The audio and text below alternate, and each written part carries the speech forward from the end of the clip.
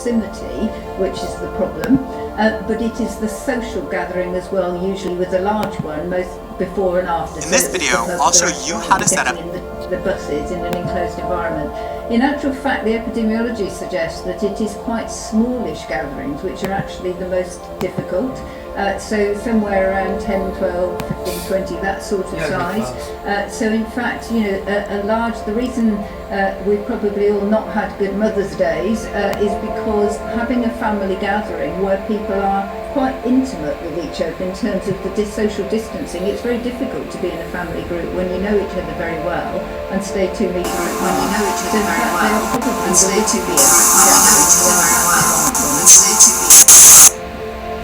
well, we have already asked that. People do not gather that way. So it's exactly the same message as the outside, which is it's very difficult. If you're living in a family unit, you're in the same household, but it's very difficult to actually do that. And throughout all of this, we have tried to put in the science, put in They're not saying that within your but at the end of the day, it relies on the public to actually make it work. It's not something that government or medicine can do. We actually all have to do it. And wash your hands. Yes, and on your questions to me, the letters that will go out will provide a whole range of advice, but they'll also highlight this issue, and whether you wish to be part of the shielding arrangement for medicines and for food. You will be directed then either to a website, which will be applicable to some people, obviously there will be others who won't want to use that route. There'll be a phone number that you can call, and on either of those routes you'll be able to state your preferences, whether you don't have family, friends, neighbours close by who could support you, whether you need this service. And at that point you'll be asked if your preferences would be in terms of dietary requirements, medical conditions and so on. It will then guide us through the parcel to you. In the first instance, the product's going to be free, paper by whichever for simplicity. If over time we're able to refine it into a more sophisticated offer, which is more tailored to individuals' needs, and we're working with supermarkets to see if that is possible in time, then it may be a different arrangement. But to begin with, it's going to be free to ensure that people who really need it get the supplies as soon as possible. Great, so I just want to wrap up by going back over this debate that we've been having about public space, open space, and how to handle it. Because I want to get back to the point I made at the very beginning, which is I want to thank the vast majority of people who are really behaving incredibly responsibly and following the guidance and the advice on social distancing. And the difficulty, of course, is that what's happening is that some people are either through heedlessness or whatever are not making it easy for us, because they are, as Jenny says, congregating in a way that is likely to spread the disease. So we have to be very careful now about how we take steps to correct that. As I've said, we will be thinking actively over the next few days. But the best thing that everybody can do, if you're going outside, observe social distance.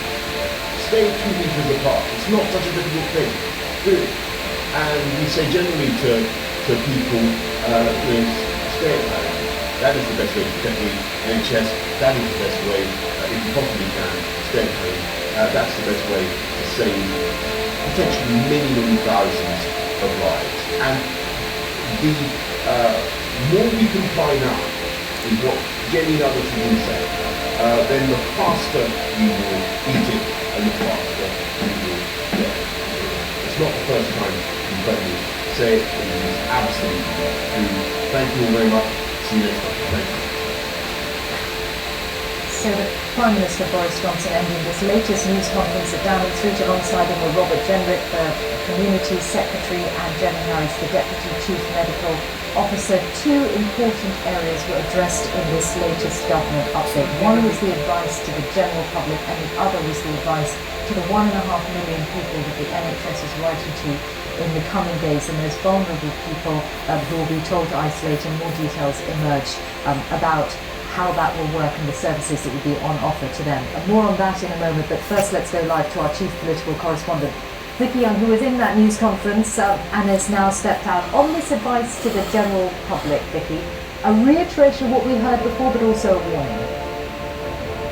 Yeah, I mean, it's a pretty stark warning, wasn't it? And it's the question I think that everyone wants to know, is if people are not following the advice, what is going to happen? Because we've all seen pictures, we've been showing them on BBC News all day, people going to parks, and not all of them following the advice, which is basically social distancing means stay 2 metres apart. Now, if people aren't doing that, it's very clear from the Prime Minister that over the next 24 hours, he said, they will be actively considering other measures. And he said you don't need to use your imagination much to realise what that's going to mean, because we've seen it happen in other countries across Europe where people are being told not to leave their houses. Now, it's also very clear to listen to the Prime Minister and his answer to me there.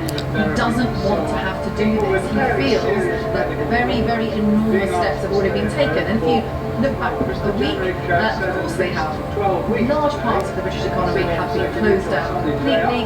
Schools will be closed for most children from tomorrow, and there's 1.5 million people who have underlying health issues who are told to stay at home, to not leave at all for 12 weeks. Now, they are hoping that that will be enough to make sure that the NHS is not overwhelmed. The problem they have is that there's a lag. There's a 2 to 3 week time limit where you don't know what effect it's had.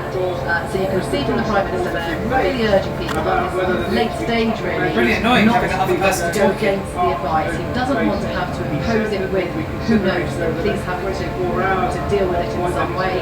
Very reluctant to do that, but it does feel as if this is a last chance for people. People aren't going to fucking listen, so we're going to get very concerned about people's mental and their physical well-being. Can't leave your house to exercise, and that is going to have an enormous impact, even more so than we've had already on our everyday lives. Vicky, thank you. We may come back to you shortly, but in the meantime, Richard Galpin, our health correspondent, is here in the studio to get on this point creative about about- 1.5 million people who are being Can we just written watch to. this for now? We don't know yet for sure who they are, and there is no categorisation on the basis of age. It's those who are the most vulnerable. But how will things work for them, particularly those who might be living alone? And this is absolutely key, isn't it? The announcement was made earlier today, and there was absolutely no detail. Now we have some really important detail about how this is going to look like. I think, very importantly, they're saying that others in the household can be there. And we assume that if it was one person, then that's it, and they wouldn't be able to bring any other people in. But it sounds like other people can be there, and obviously that's a huge help. And they would not be under the same regime, which means that they'll be able to go out and do the shopping and get all those necessary things. So that obviously is really important. Also saying that carers can visit, because there are many people who are on their own. Many people, elderly, for example, who are on their own, and carers can come in to help them. They will, of course, presumably have to be using protective equipment, you would imagine, wouldn't they? Because the last thing the world you want to do is come in to try and help someone and then infect them. So you can imagine that carers might be going into houses wearing masks, for example, and other protective equipment. And then they talk about the delivery of food and supplies, and it seems like this is going to be an absolutely massive operation. They're saying that very senior army officials who are used to planning defence, they are going to be involved in the planning of that, with a national hub being set up and then subsidiary hubs around the country. And from those subsidiary hubs, then food and medicines can then be delivered. So it's a big on operation. the doorstep to maintain that no contact principle. Of course, it has to be, isn't it? You can't come in into the house, the flat, or whatever it is. But actually, we're going to, presumably there will be cardboard boxes because they absorb coronavirus. If it was anything else, it would be dangerous, because if the person who delivers it has tested positive and has got coronavirus, they could pass it on to the household. So it's very important that those food boxes, medicine boxes, would need to be cardboard because they absorb the virus specifically. Jenny Harris, the Deputy Chief Medical Advisor, was quite clear on the difficulty actually of identifying the 1.5 million people in the group, saying they were going to be using information from GPs, but because they wanted to err on the side of caution, it may be that people are put on this list, which would mean isolating for this 12-week period, but that there might be a way around there if it turned out that people didn't really need to be on that list but had ended up on the first. Yes, I think effectively if there's been a mistake, then it looks like they could potentially turn it around. We'll have to see how that works out. But I think also it sounds like the GP lists are not complete, are they? That's obviously a big part of this. It's going to be a very big programme now to sort of collate all the names and numbers of people on contact. And then this broader kind of advice to the general population.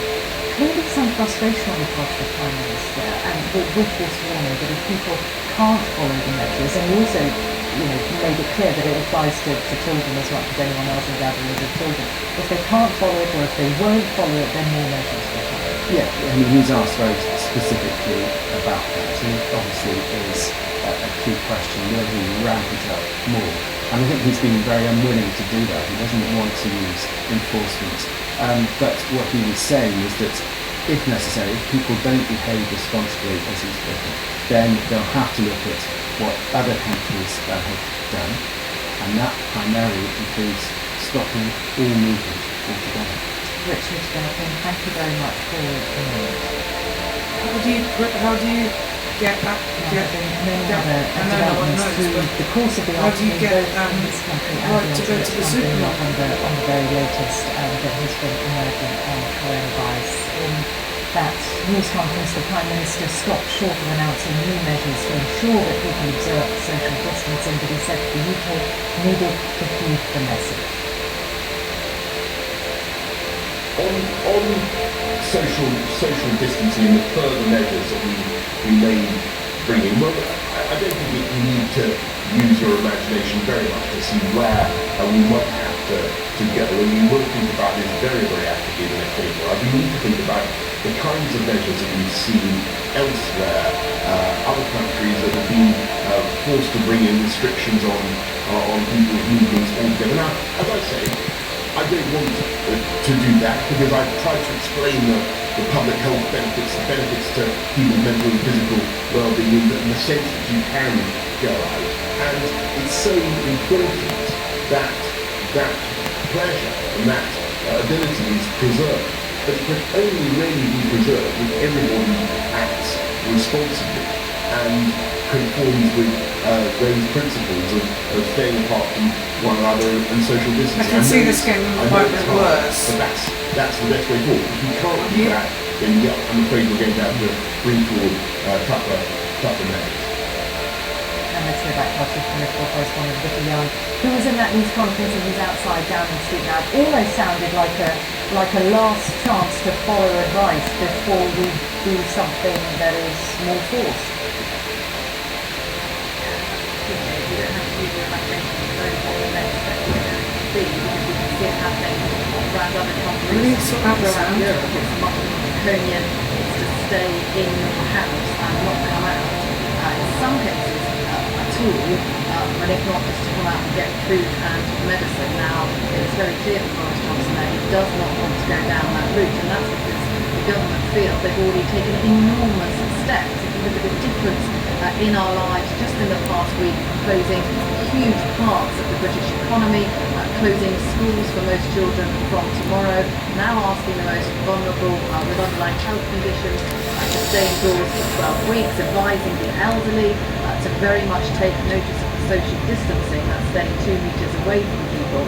They hope that that should be enough, and they're trying to balance the measures they're taking with the impact that they have on the spread of the virus. And from listening to the Deputy Chief Medical Officer as well there, they obviously think that people going out and exercising, going out to parks and staying 2 metres apart, actually for mental well-being and for physical well-being is incredibly valuable. Just looking at the Bristol Myers Squibb website, there's a 24-hour 3-year hotline, medical information hotline.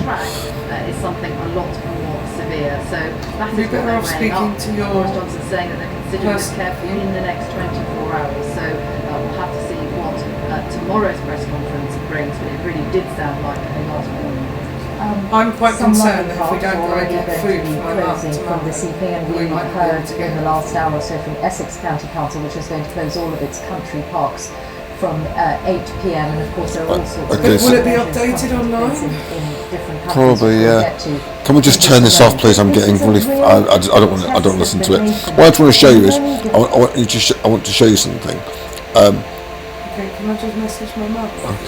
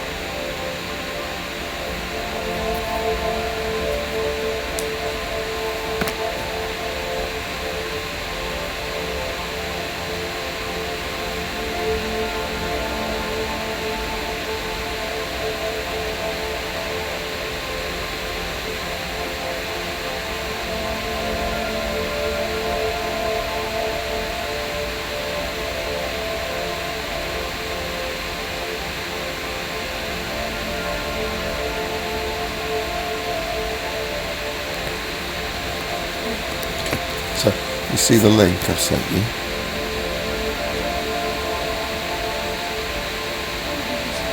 To your WhatsApp.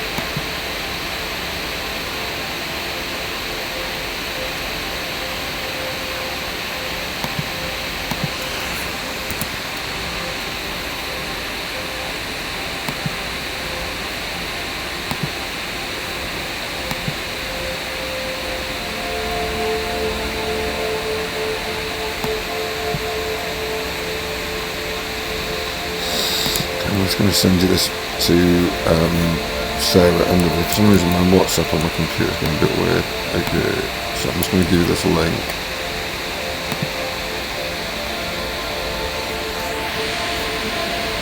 I'll show you. And to sarah@hotmail.com. Just go away from me.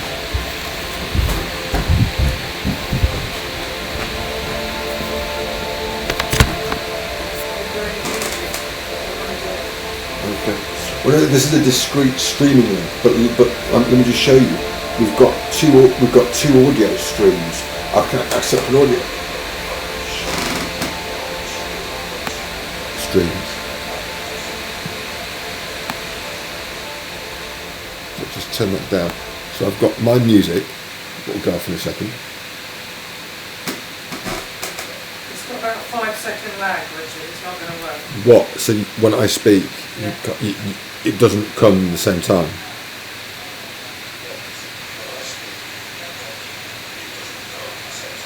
But you won't be listening to it like that. But does my voice come at the same time? If you look at me. Now when you see me, I don't know what you mean look at me. Where? On the phone or in person? You're not being clear.